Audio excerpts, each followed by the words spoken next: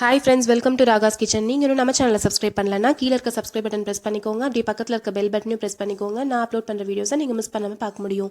Friends, இன்னைக்கு வீடியோல எல்லாருக்குமே யூஸ்ஃபுல்லா இருக்க மாதிரி 12 யூஸ்ஃபுல் கிச்சன் டிப்ஸ் தான் ஃப்ரெண்ட்ஸ் பார்க்க போறோம். இதுல ஃபர்ஸ்ட் டிப் வந்து இந்த மாதிரி நம்ம பாக்கி இருக்க பிஸ்கட்ஸ்லாம் நம்ம என்னதான் ஆர்டட் கண்டெய்னரில் ஸ்டோர் பண்ணி வச்சாலும் நம்மளுக்கு அது நமத்தி போயிடும் கொஞ்ச நாளில். அது மாதிரி நமத்தி போகாமல் எப்பயுமே ஃப்ரெஷ்ஷாக இருக்கிறதுக்கு நீங்கள் இந்த மாதிரி பிஸ்கட்ஸில் செக் பண்ணியிருப்பீங்க. இந்த மாதிரி மேலே சக்கரை இருக்க பிஸ்கட்ஸ் எல்லாமே அவ்வளோ சீக்கிரம் நமத்தி போகாது. அதே டெக்னிக் தான் ஃப்ரெண்ட்ஸ் நம்மளும் ஃபாலோ பண்ண போகிறோம்.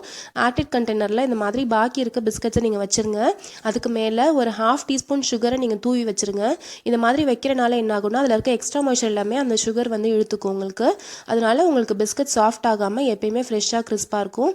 இல்லைனாலும் நீங்கள் சுகருக்கு பதிலாக ஒரு ஹாஃப் ஸ்லைஸ் பிரெட் வந்து இதுக்கு மேலே மூடி வச்சுட்டு அதுக்கப்புறம் பாக்ஸை க்ளோஸ் பண்ணி வச்சிங்கனாலும் உங்களுக்கு எக்ஸ்ட்ரா மாய்ச்சர் எல்லாத்தையுமே அந்த பிரெட்டு இழுத்துட்டு உங்களுக்கு எப்பயுமே வந்து பிஸ்கட்ஸ் ஃப்ரெஷ்ஷாக கிறிஸ்பியாக இருக்கும். இது ரொம்ப நாளைக்கு இந்த மாதிரி நீங்கள் ஸ்டோர் பண்ணுறப்ப இதை வந்து யூஸ் பண்ணலாம் இந்த டிப்பை. நெக்ஸ்ட் டிப் வந்து நம்ம ட்ரை ஃப்ரூட்ஸ் இல்லை நட்ஸ் இதெல்லாம் வந்து ஸ்டோர் பண்ணுறதுக்கு இந்த மாதிரி கிளாஸ் கண்டெய்னர்ஸோ இல்லை ஆர்டட் கண்டெய்னர்ஸோ யூஸ் பண்ணுவோம். இதை மெயினாக வந்து ஃப்ரிட்ஜ்லேயோ இல்லை ஃப்ரீசர்லேயோ வச்சிங்கன்னா உங்களுக்கு ரொம்ப நாளைக்கு கெடாமல் நல்ல வாசனையாகவும் இருக்கும். இது எல்லாமே சப்போஸ் உங்களால் ஃப்ரிட்ஜ்லேயோ இல்லை ஃப்ரீசர்லேயோ வைக்க முடியல அப்படின்னா என்ன பண்ணலான்னா, வெளியில் தான் நீங்கள் வைக்கிறீங்கன்னா இந்த மாதிரி பாக்ஸஸில் ஒரு 2-3 கிராம்பு, லவங்கன்னு சொல்லுவாங்க, கிராம்புன்னு, இந்த கிராம்பை வந்து போட்டு வச்சுருங்க. இந்த கிராம்பை போட்டு வச்சிங்கன்னா நல்லா வாசனையாகவும் இருக்கும். அவ்வளோ சீக்கிரம் உங்களுக்கு கெட்டும் போகாது. ரொம்ப நாளைக்கு ஃப்ரெஷ்ஷாக இருக்கிறதுக்கு இந்த மாதிரி நீங்கள் ஃபாலோ பண்ணலாம். நம்ம மோஸ்ட்லி ட்ரை ஃப்ரூட்ஸும் சரி நட்ஸும் சரி நம்ம ஸ்வீட்ஸில் தான் யூஸ் பண்ணுவோம். அதனால் இதோட வாசனையும் இதுக்கு ரொம்ப நல்லாயிருக்கும். அந்த ஸ்வீட்ஸுக்குமே ஒரு நல்ல வாசனை கொடுக்கும். இந்த கிராம்போட வாசனையும் சேர்த்து வரும் அதில். நெக்ஸ்ட் டிப் வந்து நம்ம பேக்கிங் பவுடர் வாங்குவோம். கேக் செய்யலாம், பேன் கேக் செய்யலாம்னா, ஆனால் ரொம்ப அக்கேஷ்னலாக தான் நம்ம அதை யூஸ் பண்ண போகிறோம். அதனால் அது இன்னும் நம்ம யூஸ் பண்ணலாமா இல்லை யூஸ் பண்ணக்கூடாதா, அது எக்ஸ்பைரி முடிஞ்சிச்சா என்னன்னு தெரிஞ்சுக்கிறதுக்கு நீங்கள் கேக் செய்கிறதுக்கு முன்னாடி என்ன பண்ணுங்கள், இது மாதிரி செக் பண்ணுங்கள். செக் பண்ணிவிட்டு நம்ம செய்கிறனால கேக் வந்து ஃப்ளஃபியாக வரதுக்கு நம்மளுக்கு யூஸ் ஆகும். ஏன்னா பேக்கிங் பவுடர் வந்து கரெக்டாக இல்லை அப்படின்னா ஃப்ளஃபியாக வராது. ஒரு பவுல் எடுத்துக்கோங்க. அதில் ஒரு டீஸ்பூன் அளவுக்கு பேக்கிங் பவுடர் போட்டுட்டு அதில் கொஞ்சமாக இது மாதிரி சுடு தண்ணி ஆட் பண்ணுங்கள். நல்லா ஹாட்டான வாட்டர் ஆட் பண்ணுங்கள். சுடு தண்ணி ஆட் பண்ணுறப்போ இது மாதிரி பாருங்கள், நுரைச்சிட்டு பொங்கி வரணும்.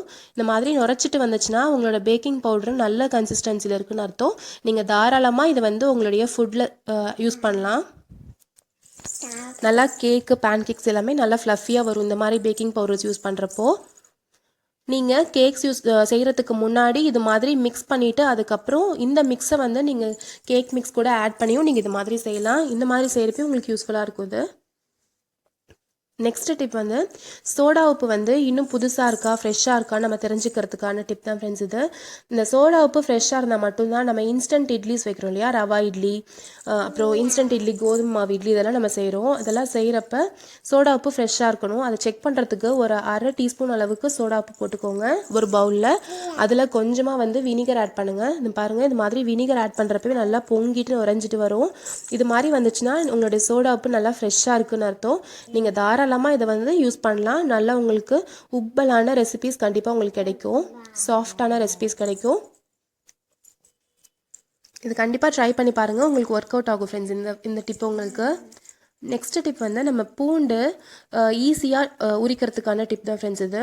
நம்ம சாதாரணமாக எப்பயுமே ரசத்துக்கெலாம் இடிக்கிறப்ப வைப்போம் இல்லையா, அதே மாதிரி தான் இந்த மாதிரி ஒரு கல் வச்சுட்டு நம்ம பூண்டோடைய பேக் சைடு இருக்கு இல்லையா, இதில் வச்சு நம்ம கல் வச்சு இடிக்கிறப்ப உங்களுக்கு ஈஸியாக இந்த பூண்டு பல் எல்லாமே தனியாக வந்துடும்.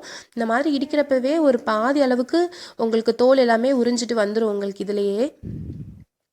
நம்ம ரசத்துக்கெலாம் வைக்கிறோம் அப்படின்னா இந்த அளவுக்கு நீங்கள் எடுத்துக்கிட்டாவே போதும். கொஞ்சம் இடிச்சிட்டு இதை நம்ம யூஸ் பண்ணிக்குவோம். ஆனால் நம்மளுக்கு நிறையா குவான்டிட்டி வேணும், நிறையா பூண்டு உரிக்கணும் அப்படின்றப்ப என்ன பண்ணலான்னா, இது மாதிரி பல்லாக எடுத்துட்டு இந்த பூண்டு பல் எல்லாத்தையுமே ஒரு தவாவில் லைட்டாக ரோஸ்ட் பண்ணிக்கோங்க. ரோஸ்ட் பண்ணிவிட்டு நீங்கள் உரிச்சிங்கன்னா உங்களுக்கு ஈஸியாக தோல் உறிஞ்சிட்டு வந்துடும். இல்லை எனக்கு ரோஸ்ட் பண்ணுறது விருப்பம் இல்லை அப்படின்னு நினச்சிங்கன்னா ஒரு பவுலில் கொஞ்சமாக வந்து சுடு தண்ணி எடுத்துக்கோங்க. அதாவது சுடு தண்ணினா கொஞ்சம் நல்லா ஹாட்டாக இருக்கணும். அந்த மாதிரி நல்லா சூடாக இருக்க தண்ணி எடுத்துக்கோங்க.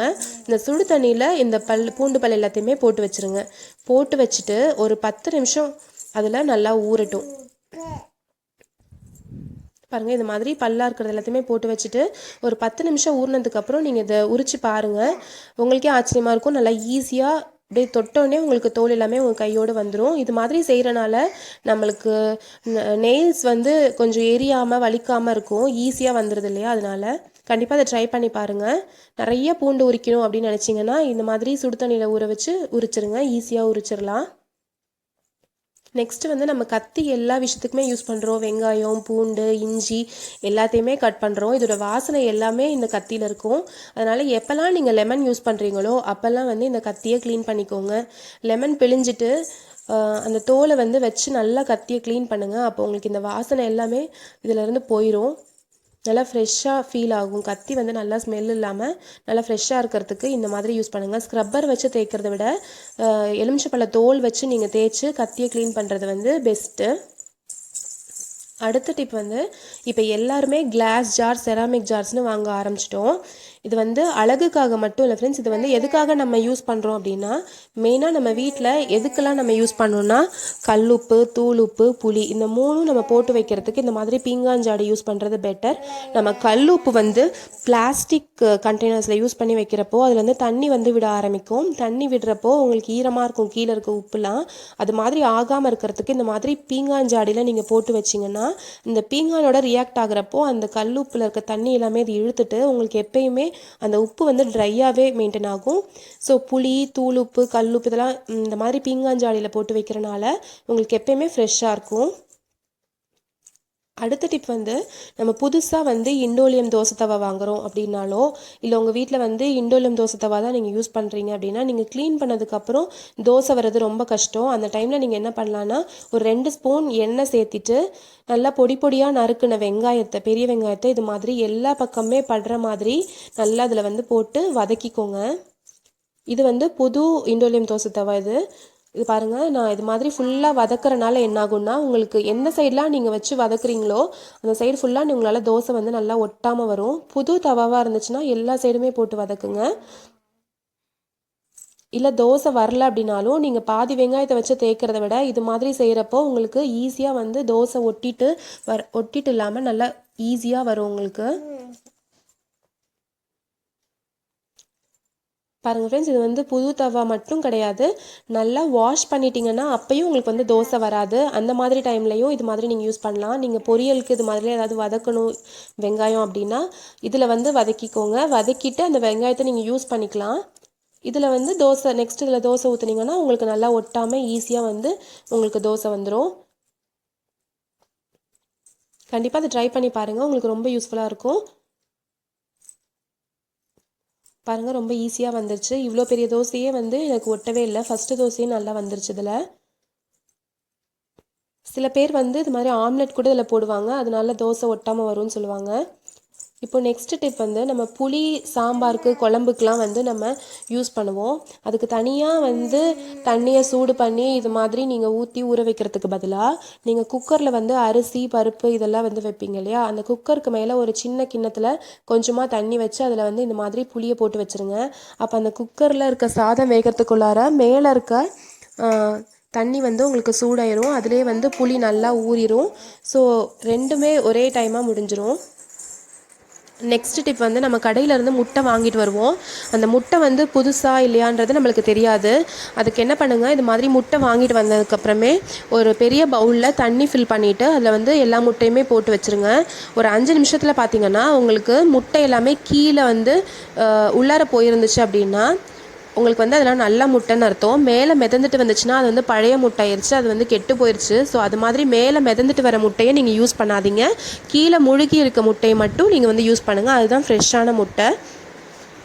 அடுத்த டிப் வந்து நீங்கள் பொரிக்கிறதுக்கு எண்ணெய் வந்து சூடு பண்ணுவோம் இல்லையா நம்மளுடைய பேனில், அது மாதிரி சூடு பண்ணுறப்ப எண்ணெய் பொரிக்கிறதுக்கு ரெடி ஆயிடுச்சான்னு செக் பண்ணுறதுக்கு கொஞ்சமாக மாவு விட்டு பார்ப்போம். மாவு விட்டால் மாவு வந்து நல்லா வெந்துட்டு மேலே வந்துச்சு அப்படின்னா எண்ணெய் வந்து ரெடி ஆயிடுச்சு நம்ம கண்டுபிடிப்போம். ஆனால் அதை விட பெட்டர் ஐடியா வந்து எண்ணெய் சூடானதுக்கப்புறம் இது மாதிரி ஒரு மரக்கரண்டி இருக்கு இல்லையா, உடன் ஸ்பேட்டில், அதை வச்சு நடுவில் இது மாதிரி வச்சு பாருங்கள். வச்ச உடனே உங்களுக்கு இது மாதிரி பபிள்ஸ் வர ஆரம்பிக்கும். இது மாதிரி பபிள்ஸ் வர ஸ்டார்ட் ஆனிச்சுன்னா உங்களுக்கு வந்து எண்ணெய் வந்து நல்லா சூடாயிடுச்சு, இப்போ பொரிக்கிறதுக்கு ரெடி ஆயிடுச்சுன்னு அர்த்தம். இந்த மாதிரி செக் பண்ணி பார்த்துட்டு அதுக்கப்புறம் நீங்கள் டைரெக்டாக என்ன டிஷ் பொரிக்கிறதா இருந்தாலுமே நீங்கள் வந்து செஞ்சுக்கலாம். இந்த மெத்தட் வந்து ரொம்ப ஈஸியாக இருக்கும். கண்டிப்பாக அதை ட்ரை பண்ணி பாருங்கள், இதுவும் ஒர்க் அவுட் ஆகும்.